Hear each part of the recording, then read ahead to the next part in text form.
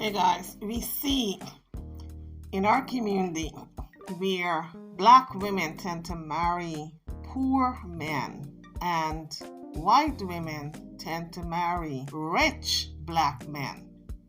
Now, do you believe that white women were trained to marry up and black women, because of being a single woman, mostly head of the household, mostly not married, are trained to marry whoever comes along? Do you guys believe that? And if so, drop it in the comment section. Let me know what you think. So that's the question for this video. Why is it, well, seemingly anyway, that most white women marry up in opposed to black women marrying down? Now, some people say the white mothers train their children, their daughters, to marry up. And at first they may go for the rich white man if they can find one. And if they can't find one, they go for the rich black man. At least this is what some people believe. They also believe that a black man who is wealthy will marry the ugly duckling in her group as long as she's white. I know when I was growing up, my mother never said to me, marry somebody rich. She always said, well, marry somebody who is good to you. And I know in a lot of black families, they don't even have that conversation with their daughters. They just are so happy when they get married and get out of the house that they don't care who they marry, just as long as they're happy. And so they don't ever have that conversation whether they should marry someone with money or marry someone who is financially secure and who can take care of them financially. And so I was thinking recently, if you don't have that conversation with your daughter, how are they going to be in that frame of mind of what kind of pick or what kind of man they should marry? Sure, you should marry someone who is intelligent and kind and all the adjectives out there. But I think a conversation needs to be had also in terms of financial responsibility, if this person can take care of you. Because you don't want to marry someone who is going to take you back to their mother's house because they cannot afford to rent an apartment or to buy a house for you and them to live in. Because a lot of times in the black communities, that's what happens. The guy gets married, especially if he's young, and he takes the girl right back to his mama's house. And so that's setting themselves up for failure. So a lot of times when the conversation comes up, such as this, people always equate it to gold digging. No, it is not gold digging. If you have a conversation with your daughters and tell your daughters, look, I want you to marry someone who loves you, but I also want you to marry someone who can take care of you, because I don't want you bringing that man into my house for both of you to be shacking up in a a bedroom that you just came out of. I want you to be financially independent with that man and have your own home or your own apartment, but don't bring him in here. Don't bring him back home to live. And that's the case with a lot of us. When we send our daughters out there to get married, a lot of times they bring the man home or they go live with the man's mama. And if you're going to do that, you really cannot afford to get married, much more sustain yourself financially. And so we set our daughters up for failure. And especially if our daughters see us cussing the father out, their father, they are in the mindset that black men are not about it. Black men in SHIT. And so they carry that through their relationships. And so when they hook up with someone, they marry someone who is not about life, not about anything positive. They in SHIT, in other words. We do a lot of emotional damage to our children without even realizing it. Because if you're going to talk bad about a black man, that he in shit, how do we expect our daughters to go choose somebody who is positive? Because you've implanted this idea that the black man is shit for so many years. So when she go out there looking, she's going to gravitate towards that without even realizing it, because she's not going to be able to identify those positive black men. So if we talk positivity to our girls, so when they go out there looking for a husband, they can identify what we were teaching them.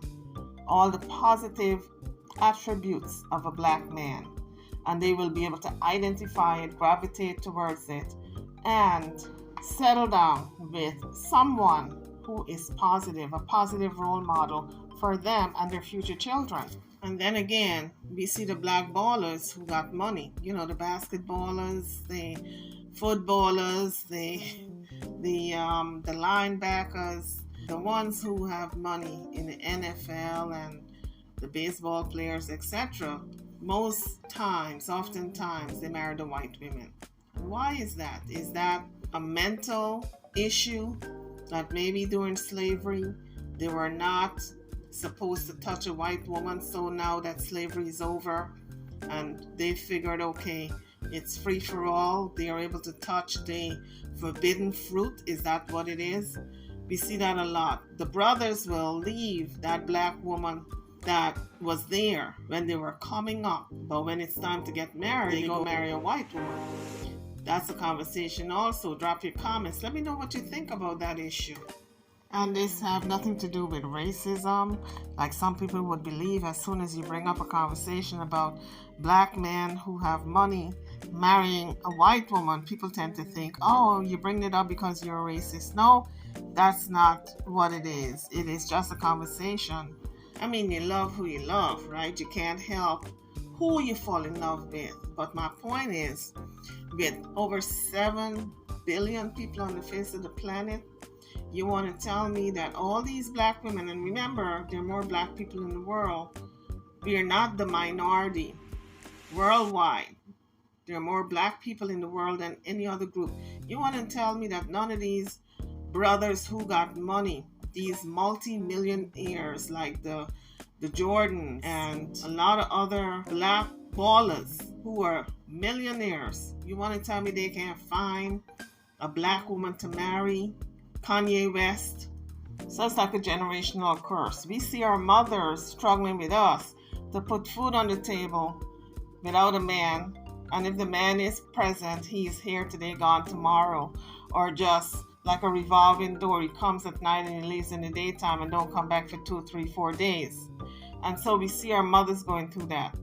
And it impresses our little minds. And when we get out there looking for a husband, we don't mind putting up with the bullshit. We don't mind if that man cheats. We don't mind marrying a deadbeat and someone who can't provide, because we figure in our minds as young black girls and young ladies and women that our mothers did it without financial help from a man, and so we can do the same thing. So we don't mind settling for the brothers who are not about the life of a better life. They're about the bullshit. We don't mind those brothers. And remember, those brothers that are about the bullshit came from a mother who didn't train them well. So it all goes back to the black female. So I can't beat up on those brothers that much. And some of them weren't even raised or trained. They were brought up by the streets, but they came from a woman. And if you come from a woman and she didn't do a good job in raising you, then part of the blame is directly on her. I know everyone goes around saying the black man is to be blamed. He's not in a home. He's not raising his sons, his children. So if the child does not see a positive black man in his home, then how do you expect him to be positive when he grows up to be a black man? But you know, there's an old saying, you make the mind, but you don't make the child. Some kids grow up in the worst environment. No father figure in the home. Mom is a single mom raising all the kids. They're in the worst environment, and yeah, they go on to be scholars. It all depends on the individual. In that black female who's supposed to have raised those boys to be men did not do a good job. So what she did is let loose her boys into the world so he can damage females, other black females. So Barack Obama was not raised in a very negative environment nor a bad neighborhood, but yet he was raised by a single mom. He might not be the best example, but he was raised by a single mom, and he went on to be the president of these United States. The question is, why do black women marry down in opposed to white women marrying up? And I maintain it's because they were taught as little girls to marry somebody who is rich, somebody who has money, somebody who is financially steady and can take care of them, in opposed to black young girls who are not being taught that. They're just being taught, oh, if he loves you, marry him. But guess what? Sometimes that's not good enough. So YouTubers, drop your comments. Let me know what you think, how you feel. Are you a single black female? Are you raising your children by yourself? Is the man coming around ever so often to even visit his child, or not at all? Is he incarcerated? Is he in prison? That's another story for another conversation, another day and time. YouTubers, I'm over and out. Don't forget to like, share, and subscribe to my channel and to this video. Thank you for watching.